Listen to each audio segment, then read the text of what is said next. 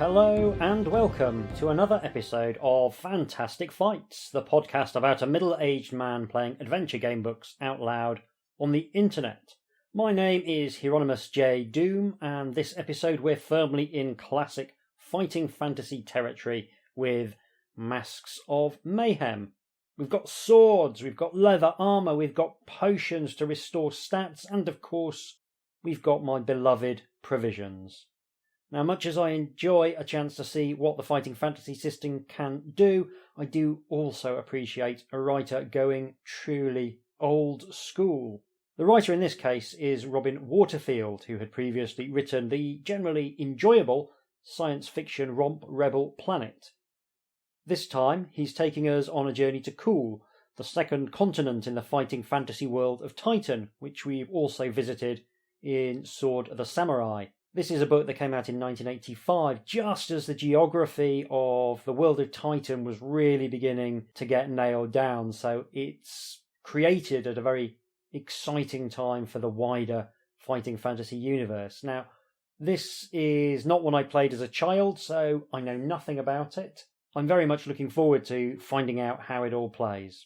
Another returning creative for this book is legendary British artist Russ Nicholson. He illustrated the very first fighting fantasy book, and he makes an extremely welcome return to action here.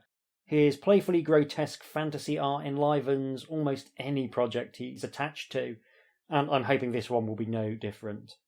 The cover art showing a horrible stone monster wearing what I take to be one of the titular masks, that's great as well, and that's by John Sibbick. Before we dive in, I do have two bits of patron-related business to attend to. The first is to thank no less than 3 new patrons. Spencer, Charlie, Dave, thank you so much for supporting my nonsense. You help to make this podcast possible, you help to make the regular bonus episodes possible, and your support is deeply appreciated. Now, all my patrons receive a copy of my adventure game book, House of the Unquiet Dead, along with my undying gratitude, and that brings me on to my second bit of patron news. I've completed a new patron reward, which I've sent out to people this afternoon. It's a complete role-playing game called Dungeons and Daggers, and it's a retro hack of Dungeons and Dragons based on John Harper's excellent Lasers and Feelings game. Dungeons and Daggers takes the elegant central mechanic of Lasers and Feelings and applies it to old school D&D to create a fast-paced and brutally arbitrary and quite silly game. You can use it to run most old school scenarios, I would say, with a minimum of tinkering.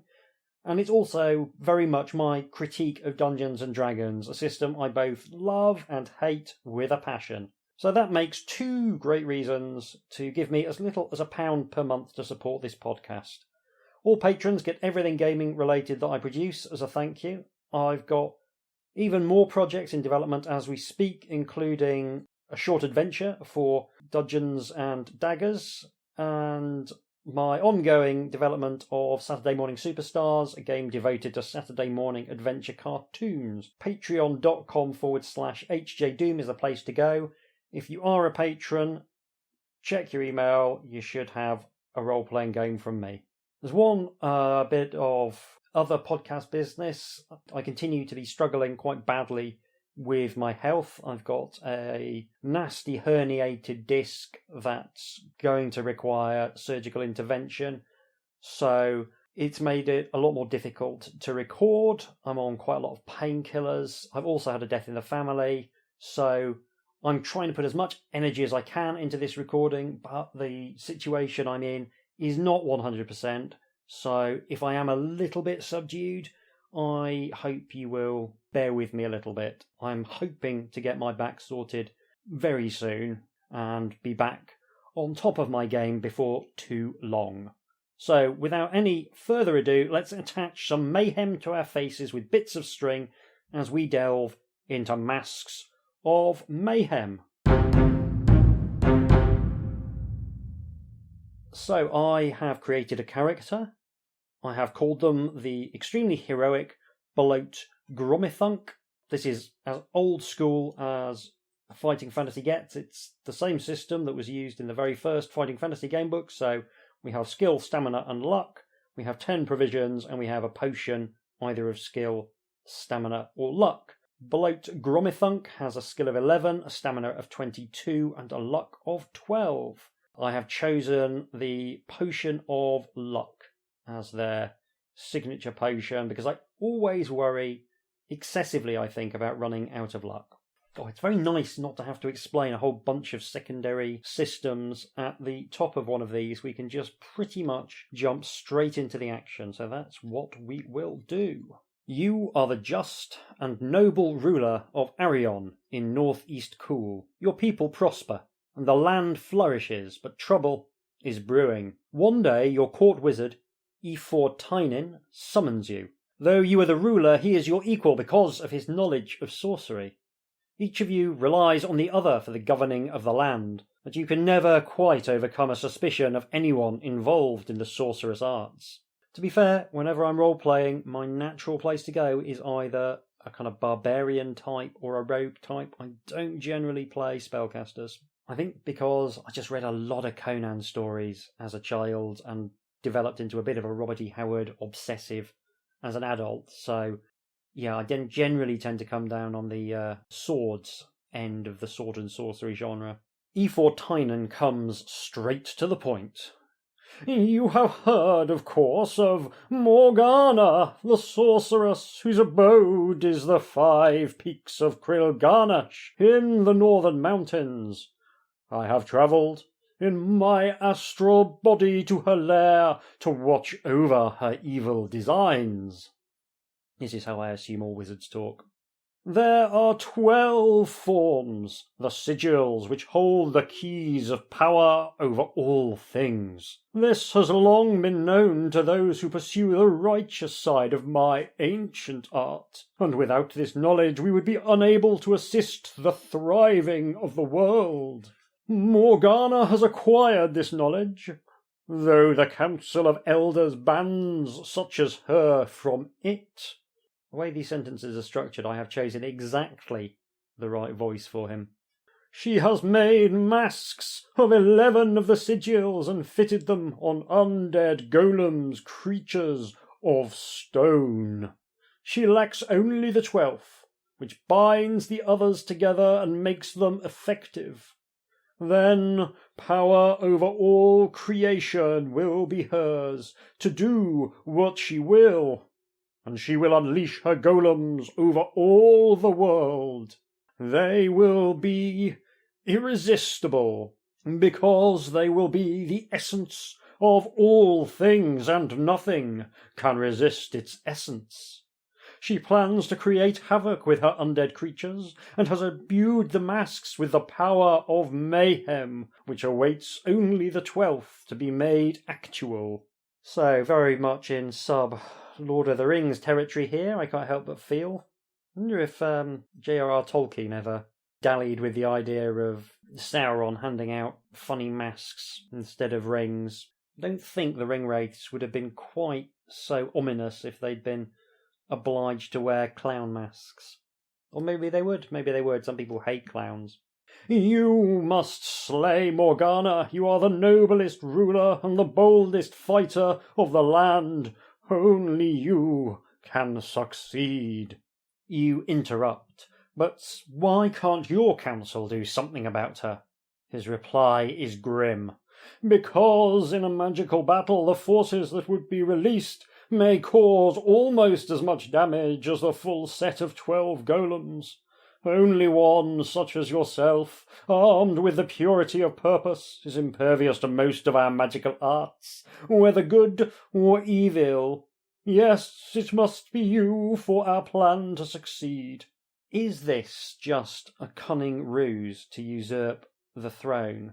I feel like it might be a cunning ruse to usurp the throne. But I guess we have to take him at his word, because, I guess you could write an adventure where you sulk at home in a state of advanced paranoia, but I suspect this is not that adventure. His words have filled you with dread and eagerness. Your preparations are swift, and you depart early the next morning. So, there's our beginning. Before setting off, you enter the armoury. Kevin Truehand, your trusted but now aged armourer, has been honing your sword and burnishing your helmet with its strangely simple device. This helmet has been handed down from generation to generation of the rulers of Arion.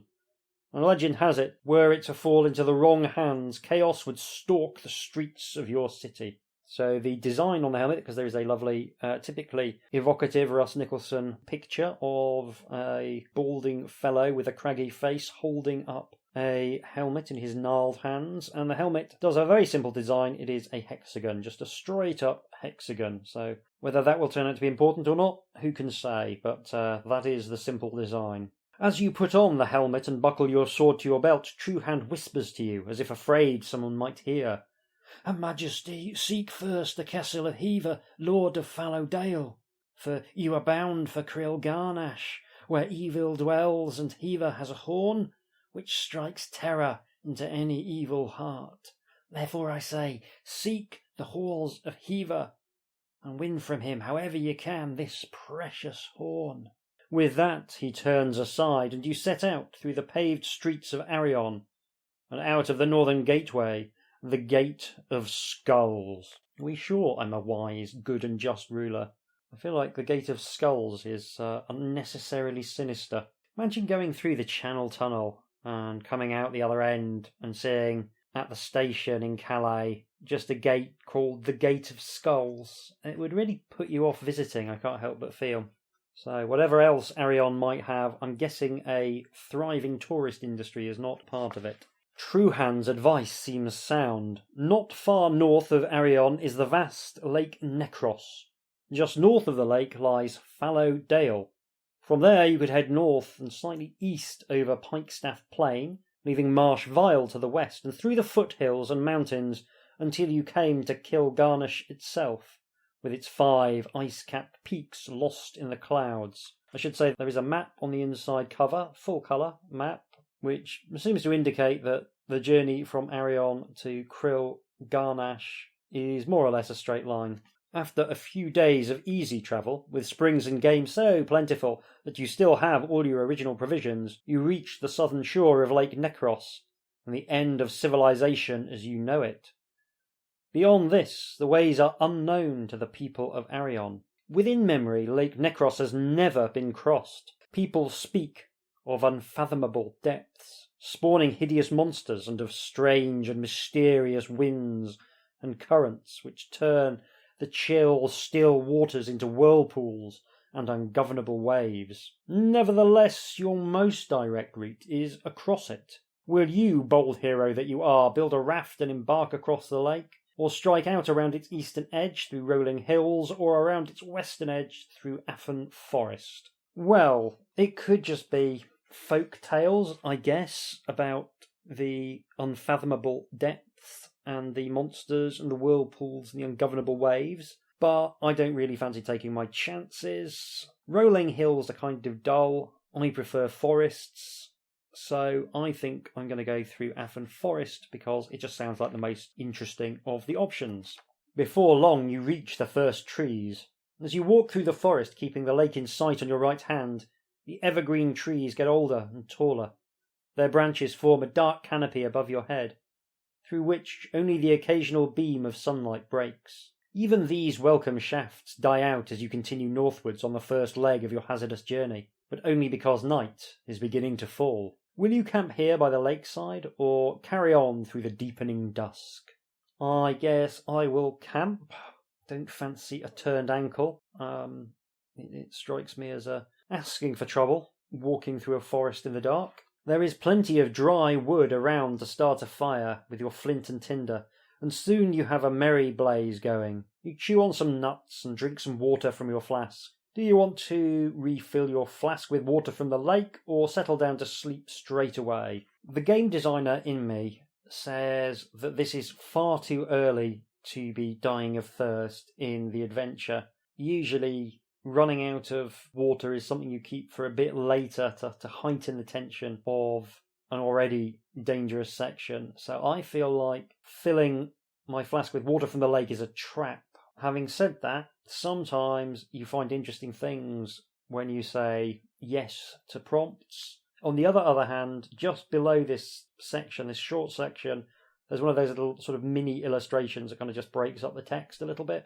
and it's of a monster's head popping out of a pool of water. I'm assuming it's just coincidence, but maybe it's a clue. Not a very subtle clue that this is a bad idea. Now I'm going to go and look at the lake. You lie down on the bank and dip your flask into the water of a small inlet. All seems fine at first, but when you next come to drink from your flask, you will find that the foul lake water has rotted it and made it useless. Until you find another flask, your provisions will restore only 3 points of stamina instead of the usual 4. You settle down to sleep in blissful ignorance of your misfortune. That's really cool on one level. It's bad news on another level, because I was thinking that I'd probably just brought 10 family-sized packs of salt and vinegar crisps, which you do really need a bit of water or something, or fizzy pop to wash those bad boys down. So maybe I have to rethink my mental model of my provisions, because I feel as though salt and vinegar crisps would only hasten inevitable death by dehydration. But it's a really, really neat touch, and one of the issues with the classic fighting fantasy approach is that the provisions kind of make it very, very hard to die at all in many of the books. So making the provisions a little less good just based on a decision I've made, I've no problem with that whatsoever. Bizarrely, I'm genuinely pleased my provisions are now significantly worse, because it's a fun little bit of game design. You sleep as deeply as if you had no cares in the world, but in the small hours of the morning something disturbs the quiet surface of the lake.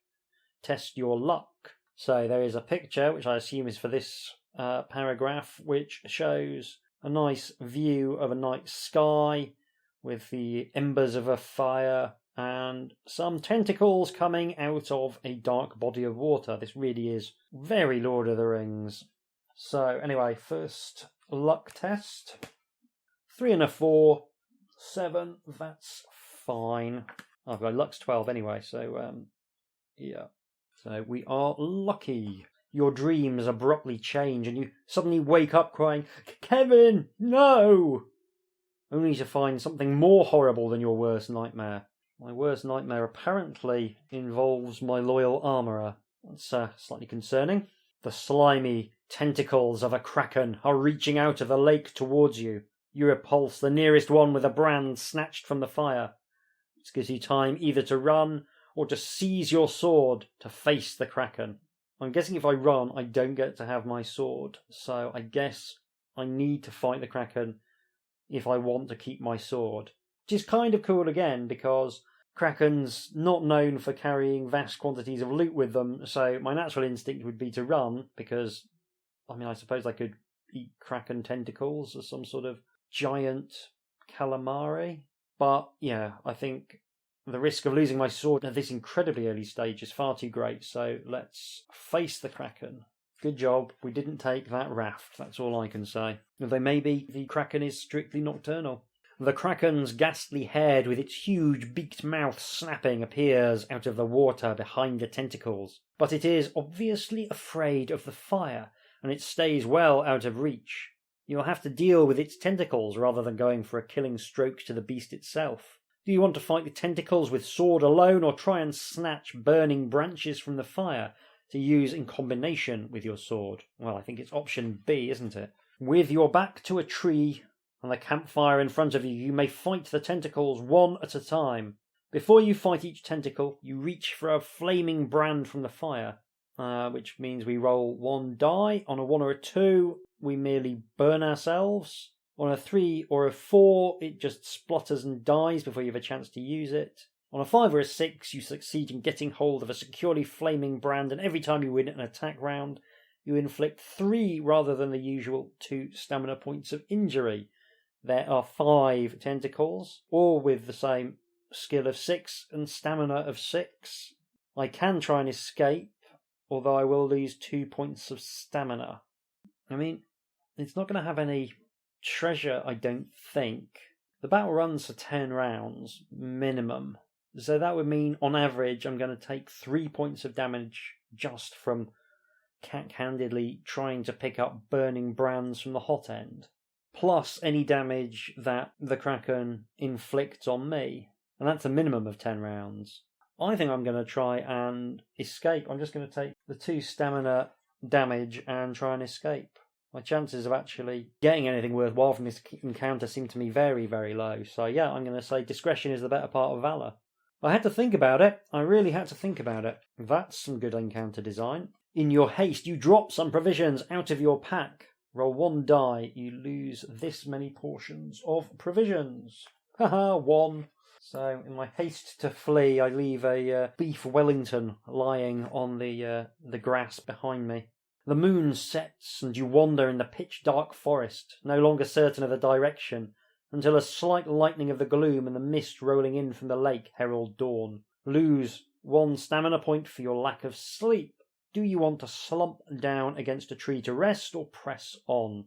I think I will have a little rest. Stamina now down to 19. Reduce your stamina points by 2 if you've not eaten during the night, which I have not. So, oh no, I ate some nuts, didn't I? I ate some nuts, that's fine. When you resume your interrupted journey, wisps of mist are still drifting between the trunks of the tall evergreen trees, and what was that?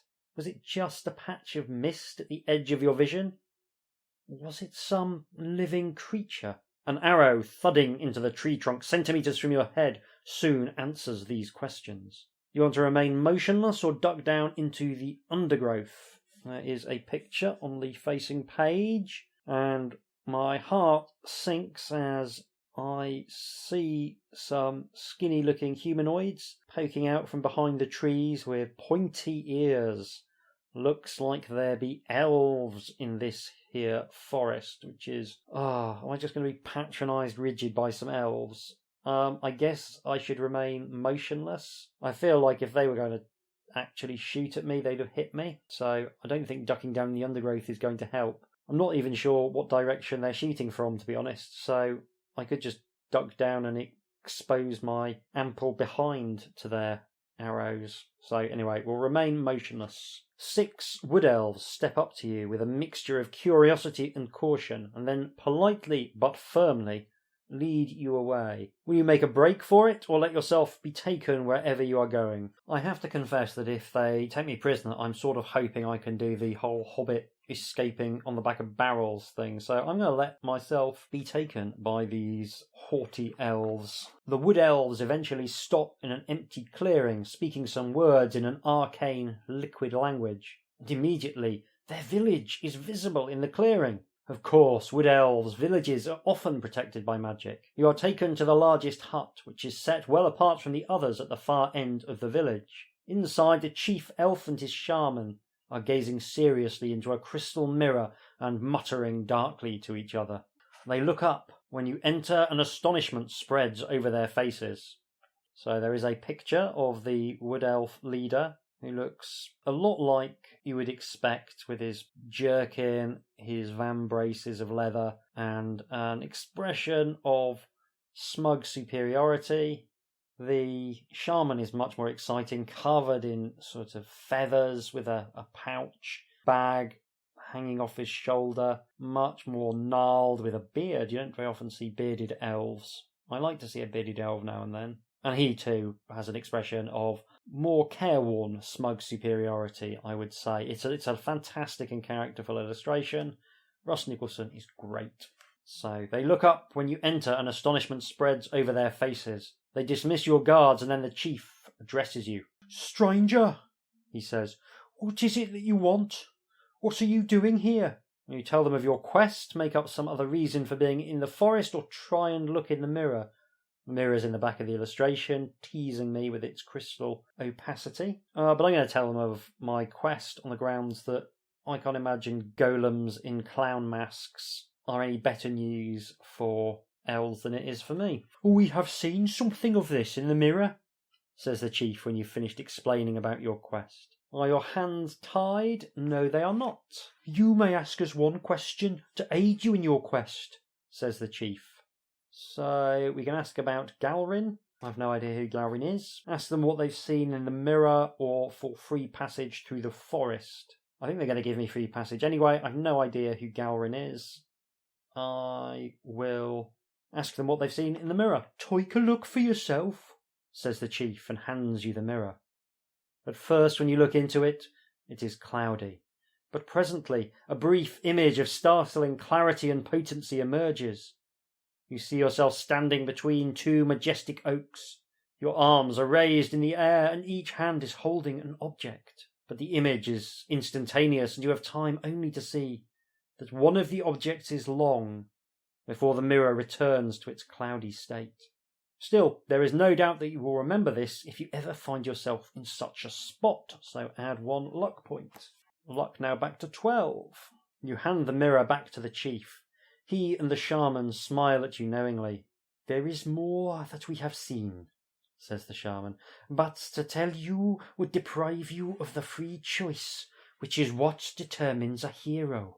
There are riddles for the hearing and the signs for the seeing, and dangers at every turn. The true path is narrow, but you must now continue your quest elsewhere." He mutters a spell, and the village begins to dissolve, and you feel yourself floating.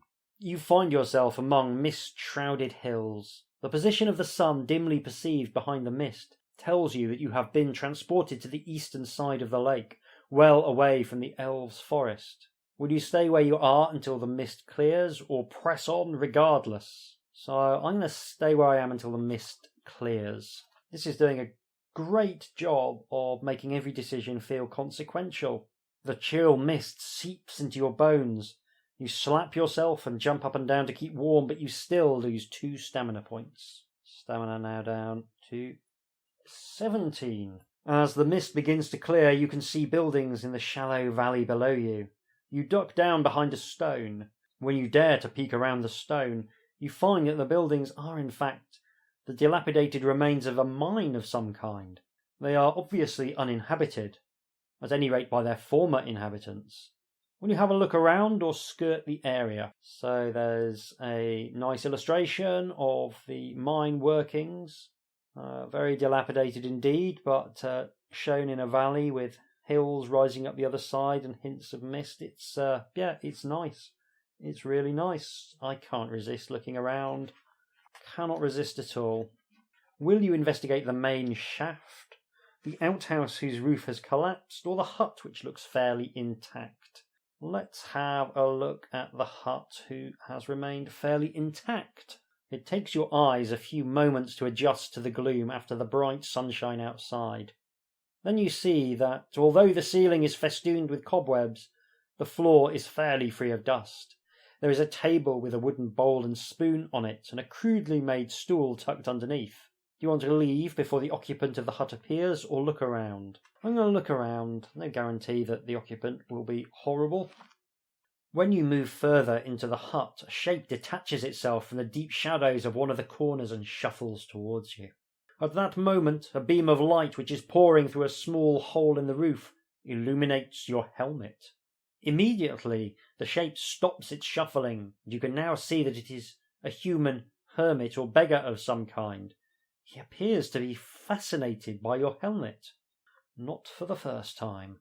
The next instant, the hermit drops to the floor and grovels at your feet like an abject servant before a master or mistress. "And they told me," he whimpers, half in ecstasy, half in fear, "they told me you would come." This is a bit alarming. "Who told you?" you ask. "The voices, is all the reply you get. The poor man is obviously crazy. Do you want to leave before the owners of the voices find you there? Oh, I hadn't thought of that. I assumed the voices were all in his head. But I suppose in a fantasy world that's not necessarily a guarantee. Or would you want to question the hermit further? I'd like to question the hermit further.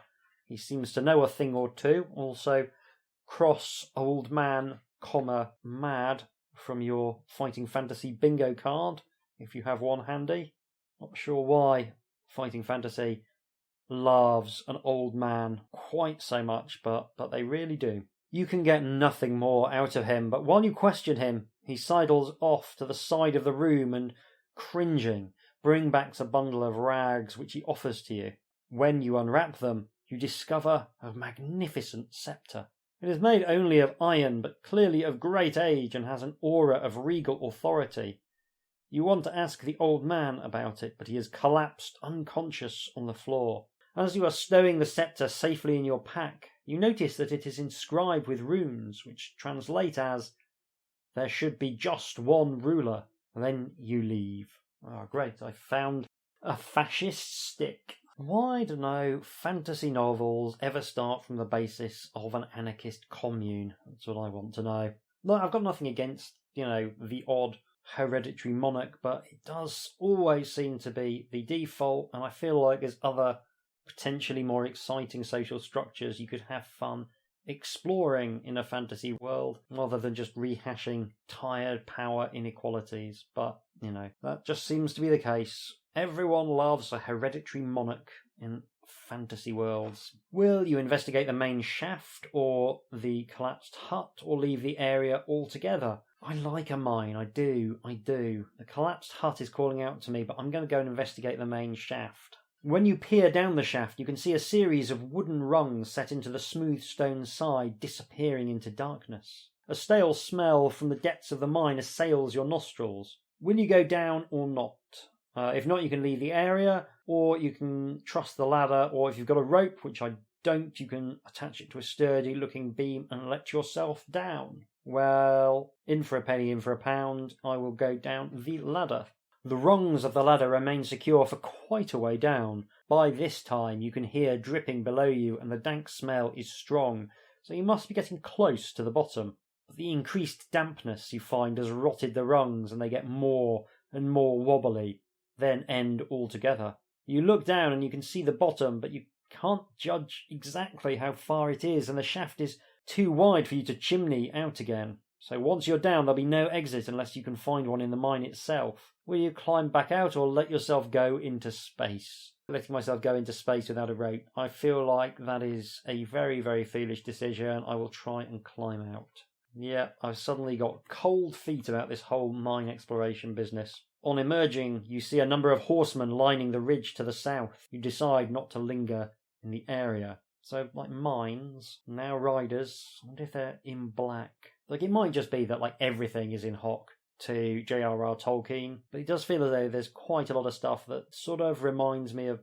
The Hobbit and Lord of the Rings in a way. You set your course by the sun for Fallow Dale. Do you have 2 or fewer lots of provisions left? I have loads of provisions. The remainder of the journey to Fallow Dale is uneventful, apart from the occasional skirmish with a wild beast. As you descend into Fallow Dale, you recall what you know about the place. Several villages are located there, and the population is a mixture of human and other intelligent species. The villages are bound into a loose federation under a single overlord who occupies a fortified castle in the middle of the dale. Haver is the present lord of Fallow Dale, and his proud boast is that the fortifications of his castle are purely for external enemies. His villages live at peace with one another and with him. Apart from this, you have little reliable knowledge. The people of Arion never travel far away from their familiar world, and certainly not as far as Fallow Dale. Few traders have even passed from Haver's land to yours. You can see the castle a few kilometres away. Your route could take you through a village,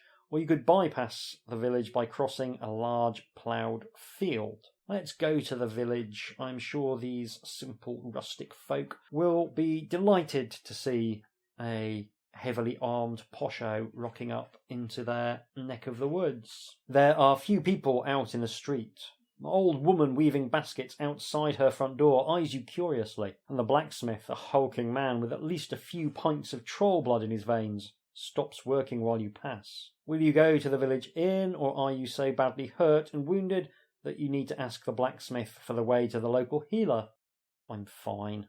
Absolutely fine. Well, I guess I could eat some provisions. Yeah, maybe I will. I'll eat a double-decker.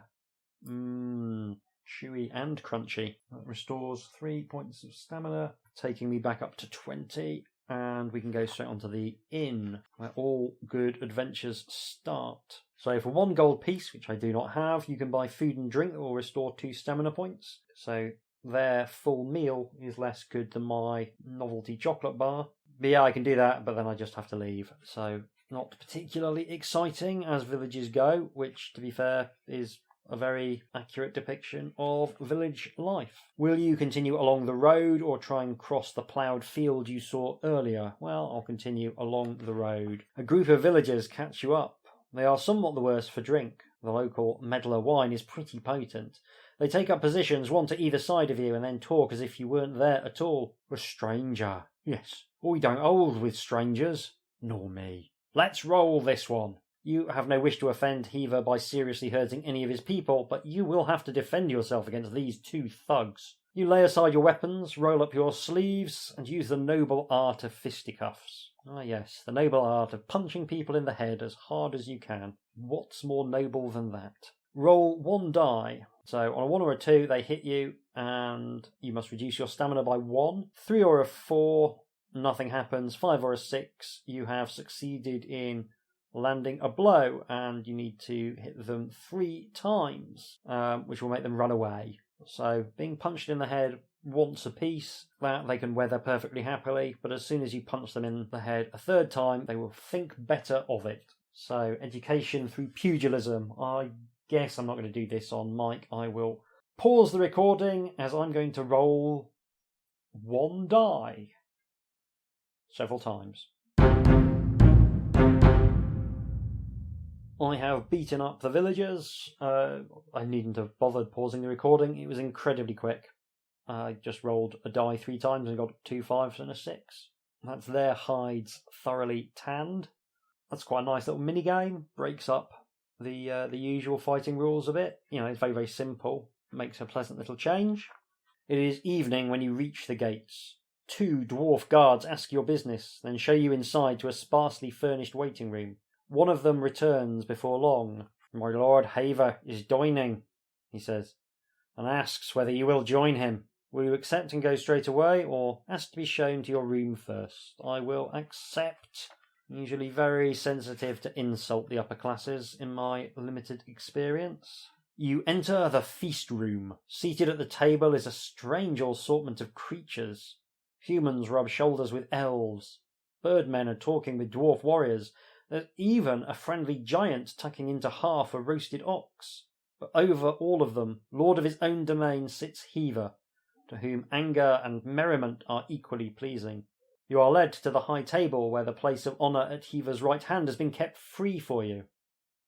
You are welcome, cousin, booms Heaver, for so I think I may address you. Be seated and forget your tiresome journey for the hours that pass here. Why don't I have your things taken up to your room?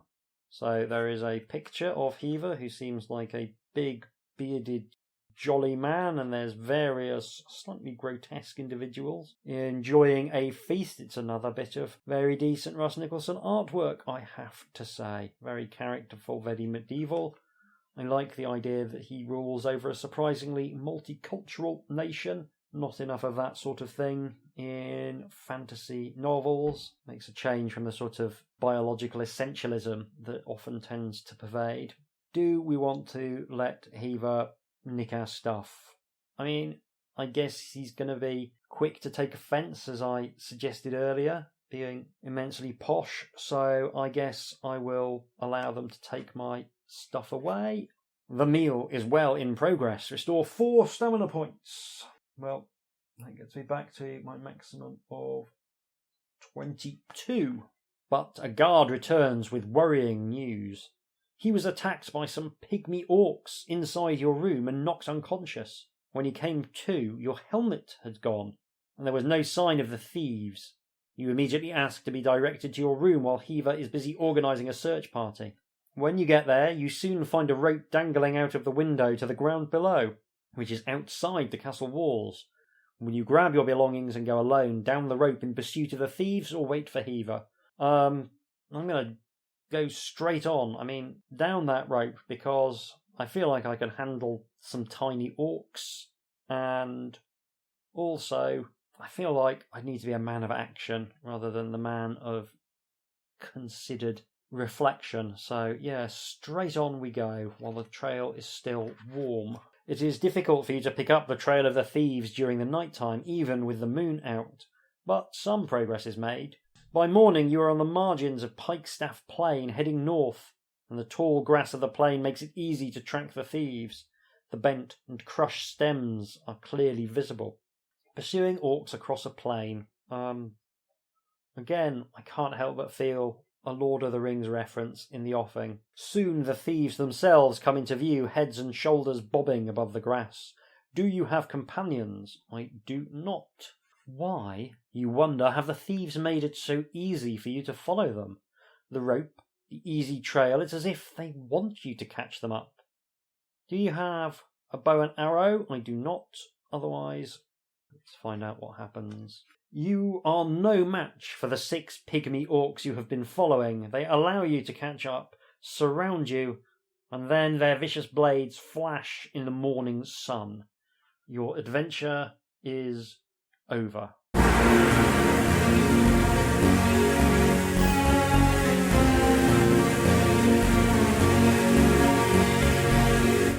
Okay. Well, I think we've seen a decent enough chunk of the story. I'm not entirely sure where I would go back to be honest.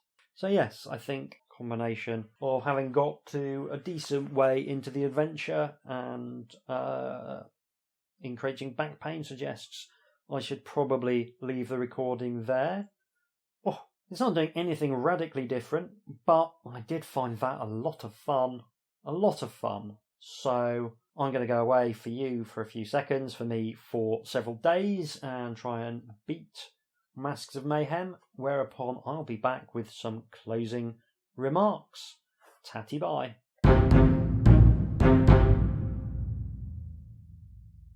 And I'm back. It's a day or so later, and in fact 36 hours before I go under the knife for a serious back operation. So hopefully I'll be editing this podcast together and putting it out in a pleasant haze of painkillers and with a left leg that's not constantly in agony with shooting pains. These words will necessarily be a little bit rushed, a little bit more incoherent, because I'm desperate to get this podcast recorded before I do surgery, because I cannot imagine my brain is going to be any shape for providing analysis in the days that follow. And I really do want to get something out this month, and I want to attend to it while the gamebook is still moderately fresh in my mind. So, Masks of Mayhem then. What do I think of it? Well, I think on the whole I liked it a great deal. I think there's some absolutely brilliant ideas in there.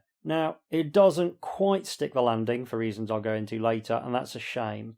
But in general, I had a really good time, and even the frustrating elements of the design, which are in some ways quite frustrating, didn't really detract from that too much. One of the first things I want to shout out is just how good the art is. I'm a big Russ Nicholson fan. I think he's one of the great sort of illustrators in fantasy art, and Masks of Mayhem is such a good showcase for his talents. There's lots of kind of grotesque creatures. There's a particularly horrible picture of a spider. There's a wonderfully monstrous-looking hill giant. Beautifully rendered eagle that captures that wonderful predatory quality that birds of prey have. The artwork is just first class throughout, so that's something that I really wanted to shout out as a highlight. And I also quite like the overall design of the plot, which is pretty linear, I would say. It's a series of set pieces, and you're going to interact with the majority of those big set pieces on every playthrough. There's some smaller areas that are more optional, but the big stuff is going to be there each time you run through the book. Now, that linear design is really strongly mitigated by having a lot of different approaches to those set pieces. The way you approach the early part of each of the encounters, that will often change how you experience the later part of the encounters in a way that feels very logical, very consequential. And that makes that part of replaying an absolute joy, because you can see where you went wrong in many ways, but you can also see where it'd be interesting to explore and just to find out what happens when you make different choices early on in one of the big set pieces. There's a variety of places to explore as well. You've got like a lot of really good, well thought out wilderness settings, plains, forests, mountains, and there's a short dungeon right at the end. I think I marginally prefer it where all of the locations work towards a single theme, rather than the kind of the colourful and varied journey, but that's purely my own aesthetic preferences. I really like books like Island of the Lizard King because the whole book is trying to sell you on this lost world of adventure setting, and I really enjoy that, but I do also like the varied and colourful journeys as well. And it's particularly instructive to think about this book in terms of the previous book having been a science fiction setting. One of the advantages of doing a more classic fighting fantasy book is that I think most people have a sort of shared idea of what a fantasy gaming world looks like, that sort of mixture of, Tolkien, Michael Moorcock, Arthurian legends, Robin Hood, other folklore, along with Dungeons and Dragons and video games, and all of these things sort of amalgamate together to provide a pseudo-medieval backdrop that we can conjure quite easily. And that means the world building just doesn't have to do quite as much work as it does in a science fiction novel. In a science fiction adventure game book, you've got to describe the tech level, you've got to describe the social organization, you've got to describe all of the different ways in which technology influences the story.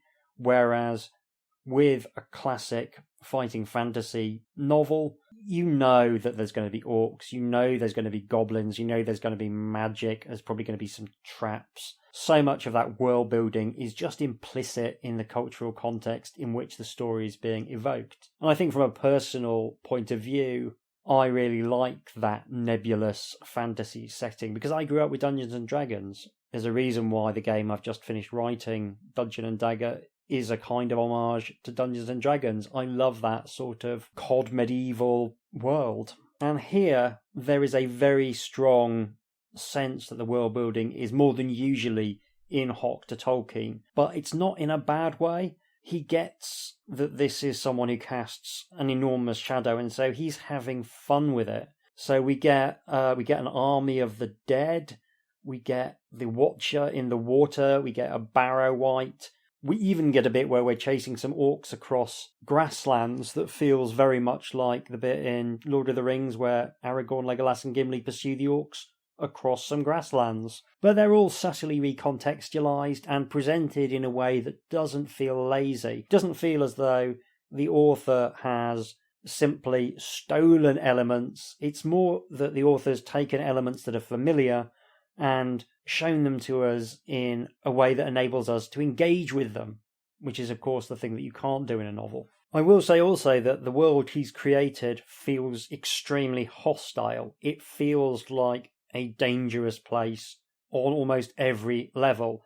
And I think that's a really important part of conjuring these kind of worlds, because they can end up feeling oddly cosy to us. Because we have these prior expectations about wizards with pointy hats and staffs and dragons sitting on treasure hoards, that can hide the fact that these worlds are savage and barbaric. But in Masks of Mayhem, there is no danger of forgetting that not only the inhabitants of this world, but the world itself is this incredibly hostile place. There's a reasonably complex set piece around a river where you don't even come across any monsters. It's just you versus the elements, and me being not a natural outdoorsman in many ways, I very nearly died just through sheer incompetence. There's a section where you have to try and escape a wildfire, and again, there's no monsters there, or occasionally you might meet one, but that section gives you that sense of being in a hostile world far from any sort of help. The wilderness is more than just an empty space in which monsters wander around. It's a place with its own dangers as well. And one of the things that design does very well to evoke this is to play around with your provisions and your stamina a lot.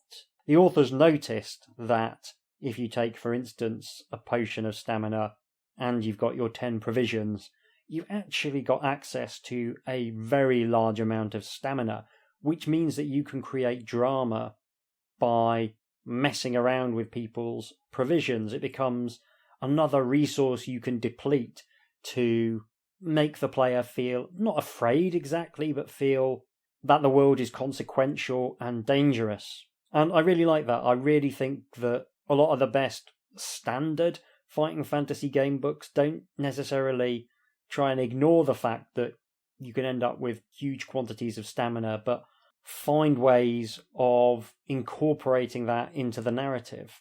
So even though this is the most classic, basic fighting fantasy rules, there are still ways of approaching your game design within that don't mitigate the design choices made by the original designers so much as turn them round and make them into a positive. And there's maybe a general design lesson there as well, which is that before you ditch a rule or a way of doing things or write something else, try and work out what are the situations in which this particular framing of the rules would actually be interesting, would actually be dramatic, would actually increase people's enjoyment of the game. And that's something I'm definitely going to bear in mind when I'm designing things in the future. The fact that the author's really on top of this is exemplified by the fact that he remembers to specify when he gives you a magic sword that it will take you over your starting skill. Long-time fighting fantasy fans know that the game rules say that you can't ever go over your starting skill, but a lot of the actual books are written as though you can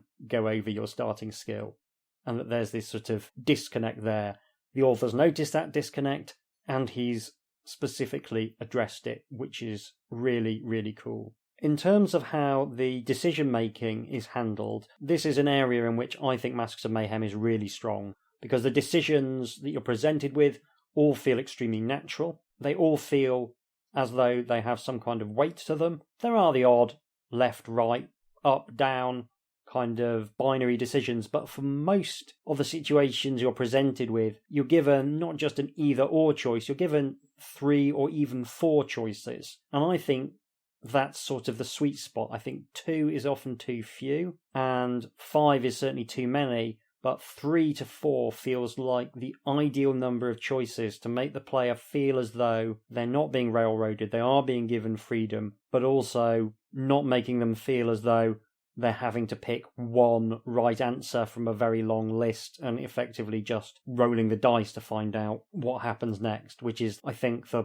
problem you run into if you have too many choices, is that can end up, even though it seems to offer you more freedom, it can actually end up feeling more random, particularly if they all seem equally reasonable. 3 reasonable options feels like a difficult decision. 6 reasonable options feels like a shot in the dark. And there's a real art to presenting the player with multiple realistic options. And I've got on record as saying it's absolutely fine to hide a binary choice behind 2 sensible options and one that's obviously the wrong option, because the players had to engage with the decisions available in order to come to that decision. And this ties into some of the really great fight design, which I also wanted to talk about. Now, we've talked about combat tricks ad nauseam on this podcast, but what the author's doing in Masks of Mayhem is playing with time in combat in a really interesting way. There's a lot of situations where you will fight a monster under one set of rules for a number of rounds, and then once that's elapsed, if you haven't already won, some new rule will come into play. The fight will get easier or more difficult. And these are often based on things that are happening around you. So there's a brilliant fight with some pygmy orcs where it initially starts as you and some friends fighting against a group of orcs, and over time the orcs start whittling down the number of people in your party, so you suddenly have to face more orcs, and that feels like an incredibly natural way for a fight to progress. It's not really doing anything new in terms of iterating on the combat system, but it is using the passage of time as a feature of the fights, and I think that's really clever and really makes some of those fights just come alive, even though all you're actually having is 2 standard combat scenes.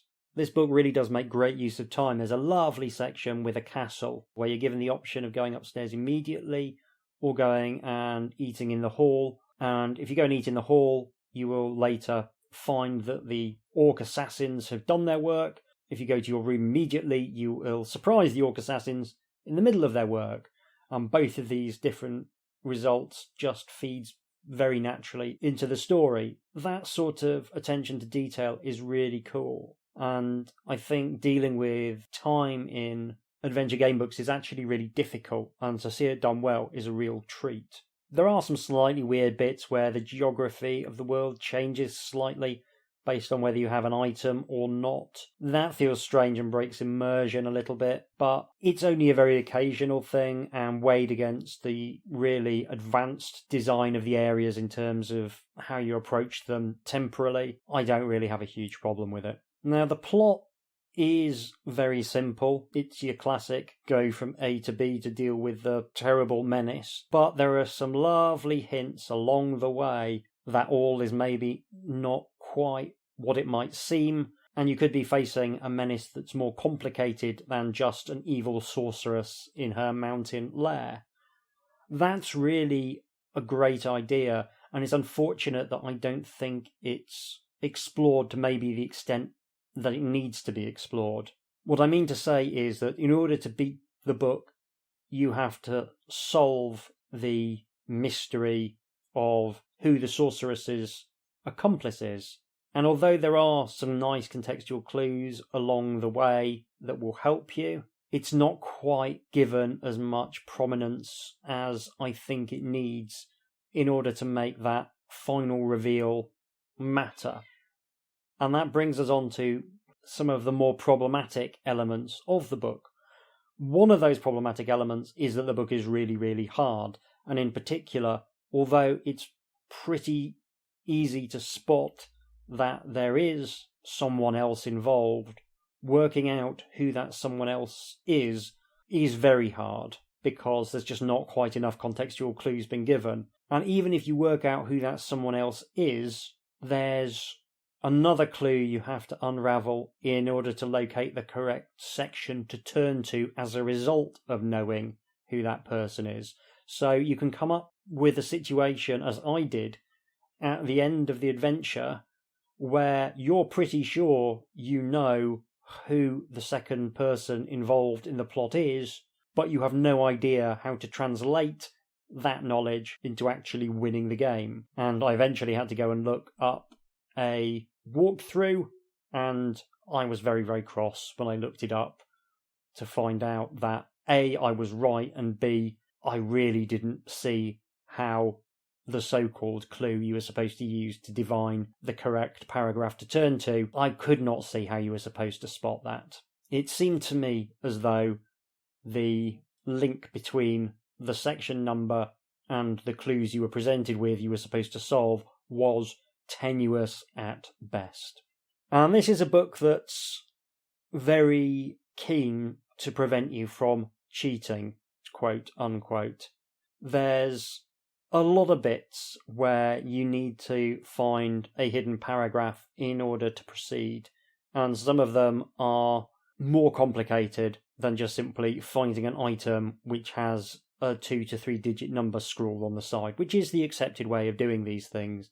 Here is a key that someone, for reasons that are obscure, has written 112 on.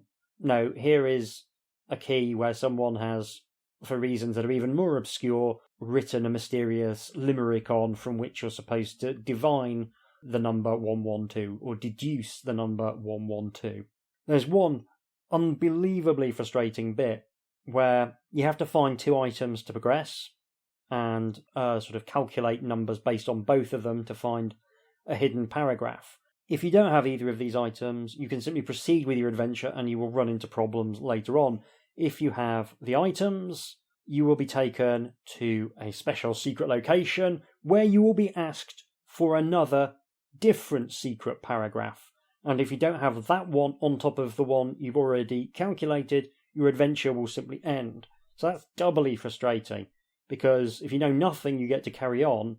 The penalty for doing half the difficult thing is worse than the penalty for doing none of the difficult things, which I think is frankly insane design. It doesn't help that the game is unbelievably deadly, even if you're ignoring these abstruse and obscure puzzles. there's loads and loads of bits where taking the wrong turn, as I did in the playthrough, will just straight up kill you. I mean, there are a lot. Now, I don't actually mind that as a design choice. I quite like it when you just turn to a paragraph and you straight up die, because I'm usually playing with the sausagey finger bookmark rule, and I can just have a little sort of smirk to myself about the deadliness of it all and just go back to the place where I was and continue with my adventure down another path. This is one of those books where I think you need more sausagey finger bookmarks than I possess sausagey appendages to cram into the pages, so it probably does err on the side of murderous. But that is definitely a secondary concern to its insistence that on no account should you be allowed to cheat your way to any kind of positive ending. And there's just too many convoluted leaps of logic that you're required to do. For me, I mean, this is always a personal view, and it's something that I've definitely thought about when I was designing my own book, The House of the Unquiet Dead. I deliberately designed it so that you could go straight from the opening all the way to the final encounter, ignoring all of the possibilities presented to you. And the final encounter, if you did that, would be stupidly hard because it was balanced to try and encourage people not to do that. But you could do that. And if you wanted to just cheat and say you beat the final boss, you could do that. And that would get you to one of the positive endings. It would be the worst good ending, but you could still say you finished it. That's the way I would prefer to look at it. I think getting obsessed with preventing cheating, that's just making your design worse for everyone to try and defeat an entirely hypothetical bad player. Now, I did include a couple of situations where you did need to have access to particular secret paragraphs in order to proceed, but only one of them was actually required to get the best ending of the game. So I felt that was a sort of decent balance, but I think in future books, I'm going to try and remove the whole notion of cheating players from my design principles. I'm going to try and design for the player who's playing in good faith, not the player who's playing in bad faith, because at the end of the day, it's not up to me how anyone approaches the game book I've designed. It's up to them, and you should treat people as able to make that decision for themselves rather than trying to come up with convoluted reasons to stop them making that decision for themselves. If someone enjoys cheating at adventure game books, I think it's a very irritating thing to do to try and stop their fun by stopping everyone else's fun as well. There's an Irish stand-up comedian called Dara O'Brien who once said of video games that you unlocked 100% of the video game when you handed over money for the video game. And I think that is a good mindset to think about when you're designing things. And Masks of Mayhem is mean-spirited to the point at which it really does start to impede the enjoyment of what is otherwise a really enjoyable, fun game with some really imaginative elements to it. Now, I don't want to finish on a downer, although I think the very high difficulty is a significant downer.